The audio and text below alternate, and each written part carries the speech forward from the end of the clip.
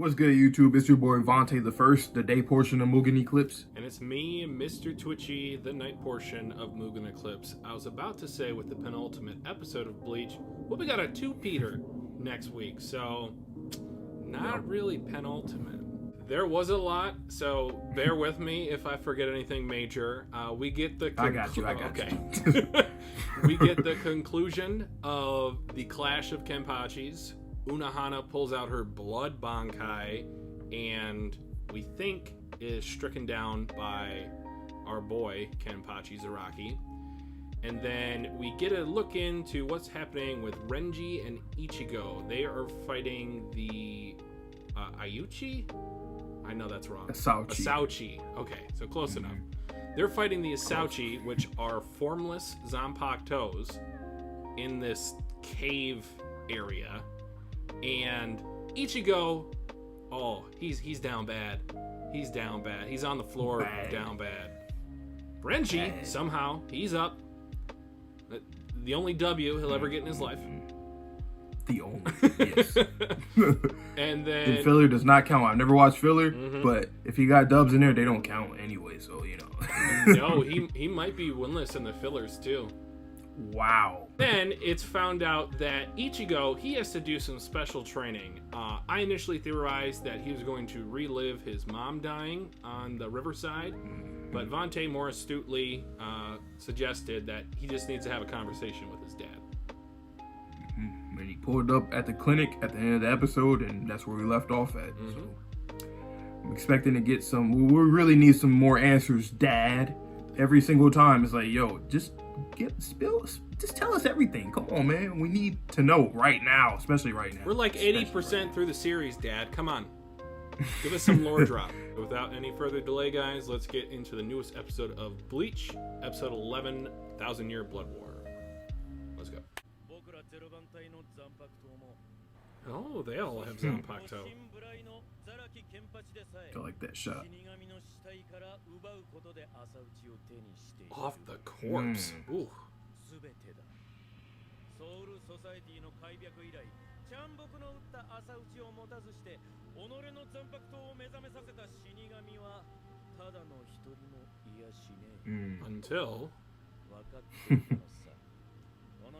Until the main protagonist.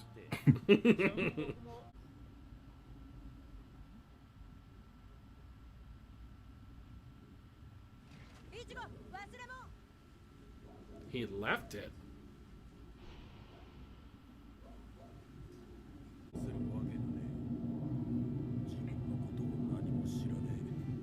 Yeah, and whose fault is why. that?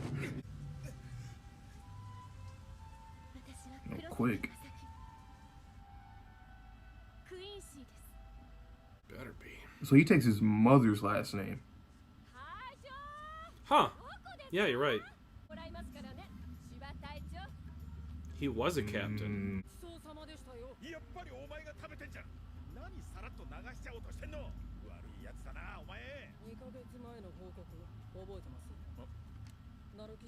But yep, he's definitely related to, what's her name? Kyuraku or something? Ganju's sister. And him.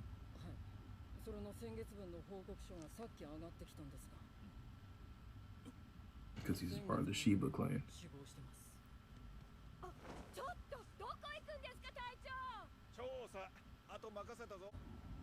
I'm sorry, I've been staring at two things for a while. Why are you being vague?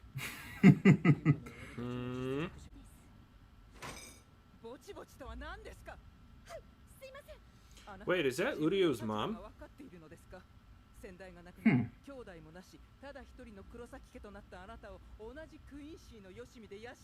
Maybe. Because she looks... Oh, okay, so him and Urio are actually related. Yeah. Kind of. Yeah. Because they took her in or whatever. Oh, an arranged marriage. See, I wonder if, like... I wonder if the hollow is... Oh! Oy, yoy, yoy.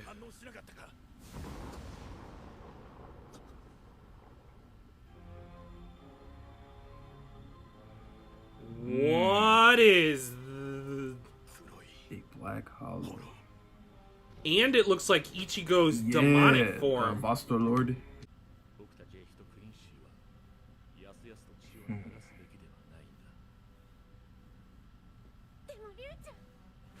Seems like we're learning a little more about these specific Quincy's philosophy compared to Yuhaba and all those, that side. Yeah, like the surviving side. Mm-hmm. Is this the hollow experiment of Aizen? It might be. So that must have meant what he meant, but flame Bankai? Ouch. Huh. That's interesting. Yep. So this is what it meant by he planned out Ichigo's entire life. Oh my god. That is big brain. You with that flame sword, man. What's up with that, Isshin? Kido? Oh! He just ignited his blood! Yeah. Oh, that was sick! That really was. That was clean as hell. Jesus Christ. Arrow. You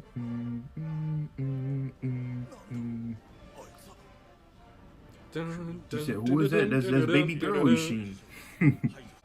He's like, hold on. Let's see what happens. It's such a he is, man. Woo!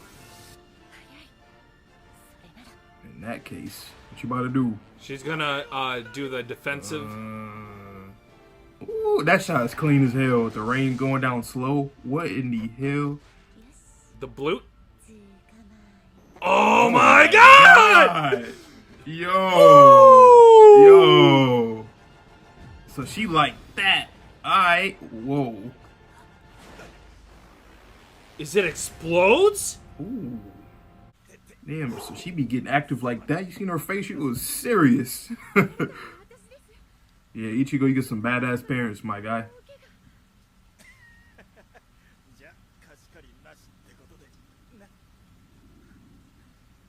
And Aizen, man, you're something else. Wouldn't he be able to have seen what she did, or am I tripping? Well, they might not have talked about Quincy's for thousands of years. Right. But damn, that's, I guess, okay, yeah. He might have learned it, but he might have never seen it in person. Right.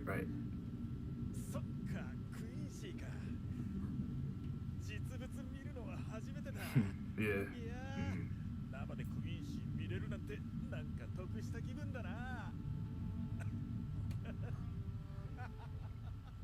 And just think, imagine if Quincy's and Soul Reapers were on this kind of timing a long time ago. If only. Oh, they were strapped up and ready to go. Oh, I wonder if he used this same sort of, process for his own transformation. Right. Because wasn't one of his forms the metastasized version where he looked like he was dripped out in white? Yeah. Mm-hmm.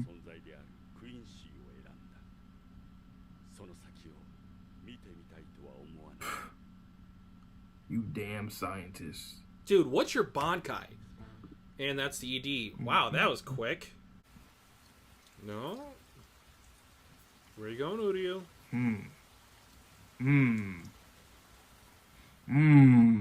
Ah, yes. The commander.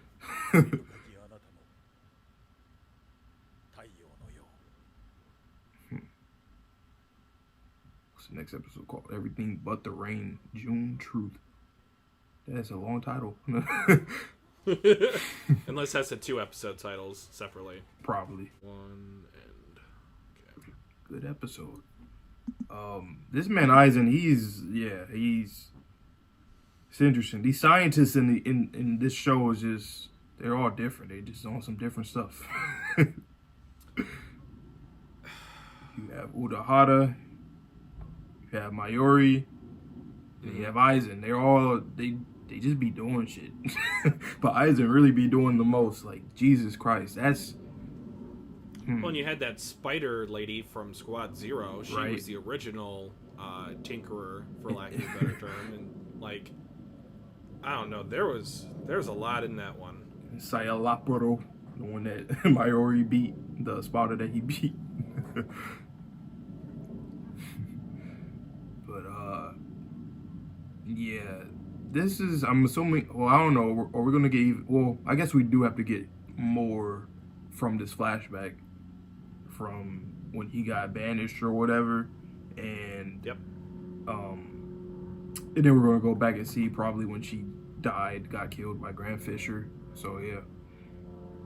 See, I really enjoyed seeing the scene with Aizen, because despite the fact that I want to say he embellishes, but he really hasn't, because he, for lack of a better term, planned out Ichigo's entire life. Mm-hmm. This, I'm assuming, was the alpha test for holification that then led to Shinji and the others becoming the Vizards, which then led to Ichigo becoming his holified version, right, with Quincy blood, with Shinigami blood, with human blood. So I don't see how Aizen could have possibly have thought that far ahead, but he's just on a different plane of existence, I suppose. Yeah, because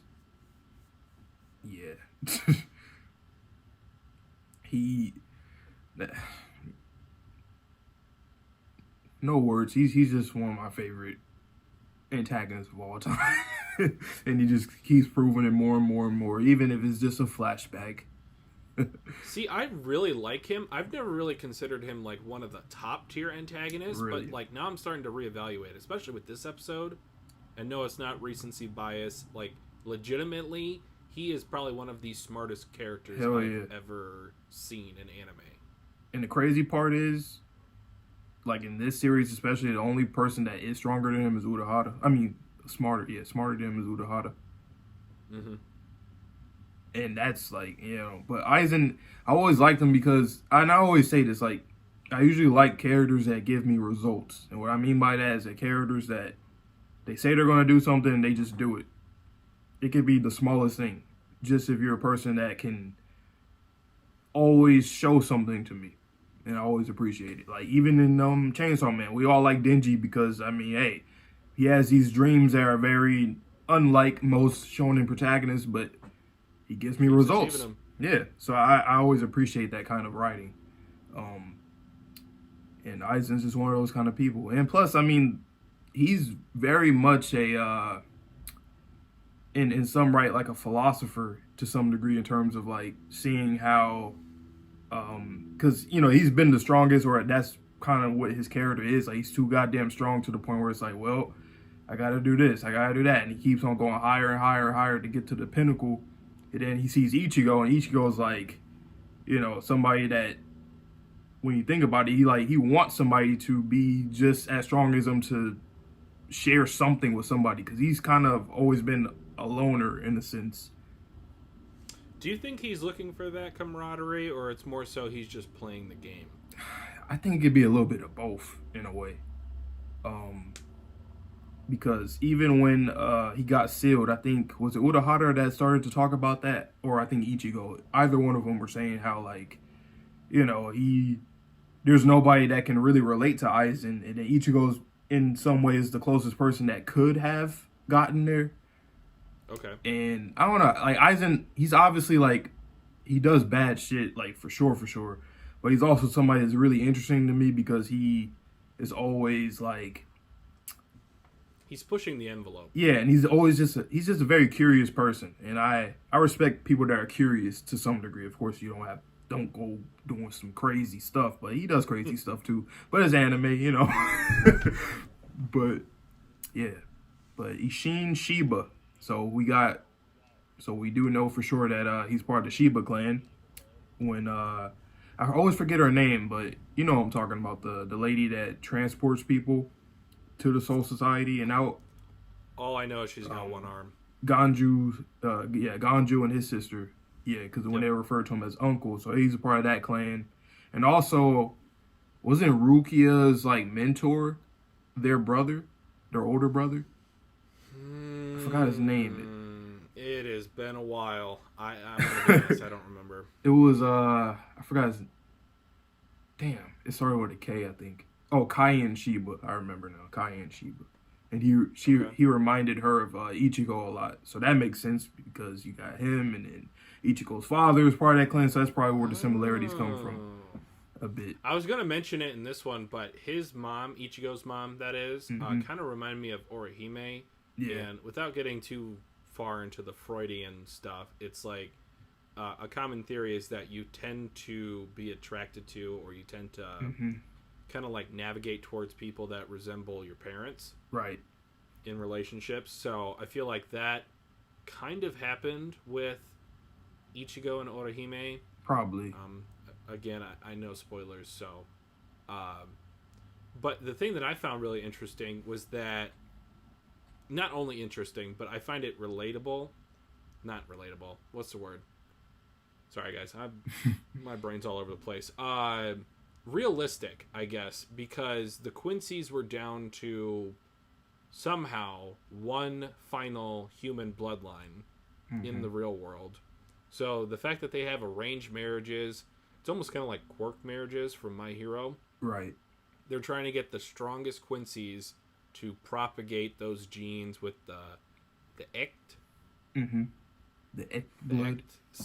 Yeah, so with that, they're able to maybe take out revenge in the future, or at the very least, it's self-preservation. So that was interesting. Right. And then also seeing Uryu's father. Now stuff is starting to make more sense in terms of his relation to Isshin and whatnot, how they knew each other. But we're finally getting to learn some stuff. God damn it, Isshin. God damn it. You know what? You're not a good anime father. I'm gonna throw you into that list. You don't tell us things as a viewer. As an individual, he was great, but as a dad, you were dog water, my man. Like, damn, dude, like tell him something, anything. That was always one of my favorite plot twists too, to find out that he was a Soul Reaper. Cause I did not. I was like, yo, but then I thought back, I was like, early on in the series, his conversation with Cone, I think. Yeah, when they were visiting their mother's grave, and he was talking to him. That was interesting. I don't know. I can't remember. Was his dad out of town at the start of the series, or like was he just faking it? Because if he was faking it, your two daughters were about to get eaten by a hollow. He was faking their it. souls. But like, come on. Are you just waiting for your son to have his coming to God moment, or like, are you just like seriously rolling the dice? Because I could have swore he was there when that happened. Yeah, because I remember even... Are you talking about, like, the first episode? Or yeah, very, very first. Because in the first episode, he, I remember he was like, oh, a truck ran into our house or something like that. Like, so he was, like, there the next day. So, I don't know. That's crazy if he really just said, yeah, everything will be all right. Yeah, maybe it will, maybe it won't. And I got a couple other kids. And you could tell, like, Kubo, it seems like Kubo always planned for that, specifically for him to be a Soul Reaper, because, I mean, that was, like, maybe 100 episodes in when it got revealed, and that wasn't, and that's not even counting, well, actually counting filler, so it was even less episodes, so he always had that in his back pocket, but no explanation.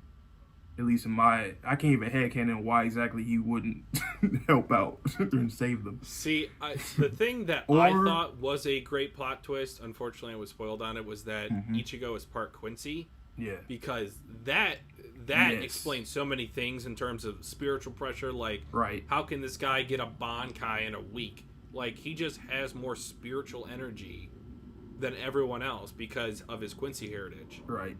Then it makes sense, like, we start asking questions about Sero. Is that kind of like a similar application of spiritual energy or what? But and also, too, maybe we missed a detail, but I just thought about it right now. Maybe he didn't have his powers back yet, fully. his dad, because if you notice, his robe is also like okay. only on his shoulder too. I don't know if that's any kind of detail there, but that might have been the case because I don't really recall. Because I think Cone actually asked him like, "Dude, like, what do you do? Like, why didn't you do anything?" I could be wrong, but I feel like that conversation was held there, but I don't know. Hopefully that's the case. Okay. If not, more slander. Right. But yeah, man. All right. That's all I got. And that's all I've got on my end. Lots of stuff to think about until the double drop next week. Right. Yep. Like we say at the end of every video, please stay safe, stay healthy, stay clean, stay tuned for all next videos next week. We're going to have an hour-long episode, so we'll have that come out as well. Hope you guys enjoy the rest of your holidays and whatnot. And peace.